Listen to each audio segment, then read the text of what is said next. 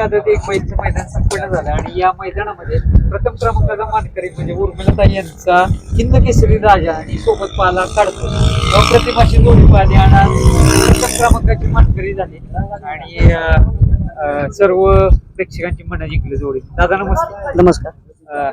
शेठजी पहिल्यांदा मगाशीच आम्हाला म्हणले की सर्व मुलं जी मेहनत करतात कष्ट घेतात राजाच्या पाठीमागे त्यांची पहिली मुलाखत घ्यायची, काय सांगाल? म्हणजे एक आत्मीयता जाणव. आता शेठजीचं कसं आहे, आता त्यांचं डेलीच असते, त्यांचं म्हणणं बघा एक आपले धरणारी ग्रामीण त्यांची आता आपलं सगळं युट्यूबला दाखवतात, आता आपली गडी पण दिसली पाहिजे हे उद्देशक त्यांचा चांगला आहे.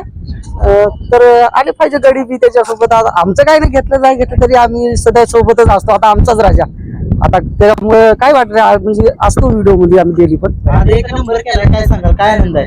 आता एक नंबर केला. आता आशा तर नव्हती पण बायचान्स झालाय म्हणजे होतेच, त्याची गती तशी आहे की आता गाड्या कशी गाडीला स्पीड लागली? काय तिन्ही फेर निर्वाद वर्चस्व झाले, गाडी चांगली पळाली. तो पण खोंड आदत मधला टॉपचा खोंड आहे आणि हिंद राजा पण टॉपचाच आहे.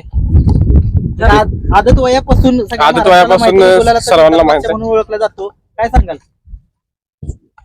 गुलालाचा बेतात बादशाह येतो. आमचं जरा बॅड लक होतं 3 मैदान, पण आज कमबॅक केलेला आहे राजानं.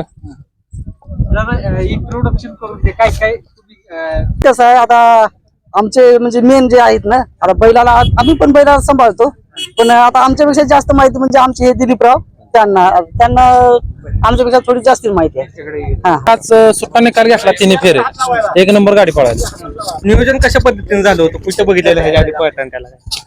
नियोजन आम्ही त्यांच्या सोबतच असतो रोज कायम. सोबत पहिल्यांदाच हा, गाडी पहिल्यांदा पळाली. स्पीड लागला आज आणि एक नंबर स्पीड लागले. तिन्ही फेरे सुट्टा निकाल.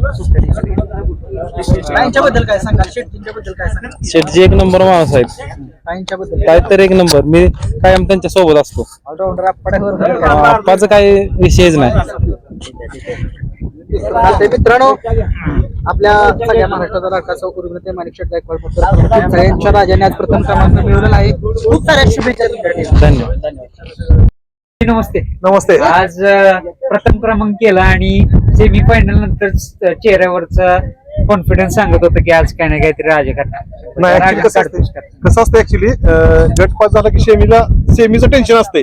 सेमी नंतर एकदा गाडी गुलाला गेली का कितवा येतो त्याच्याविषयी काय माझं तर वैयक्तिक असं काही मनात नसते की बाबा पहिला यावा दुसरा यावा. गुलाल महत्वाचा आहे. गुलाला जातोपर्यंत तणाव राहतो का तर राहतो 100%. सेमी काढलं तेव्हा तुमच्या मनामध्ये गाडीने चांगली गाडी पळाली, सेमीला सुट्टी पळाली आणि फायनलचा गुलाल महत्वाचा होता. नाही, फायनलचा गुलाल आता 1 नंबर करेल 2 नंबर करेल त्याचा काही इश्यू नव्हता.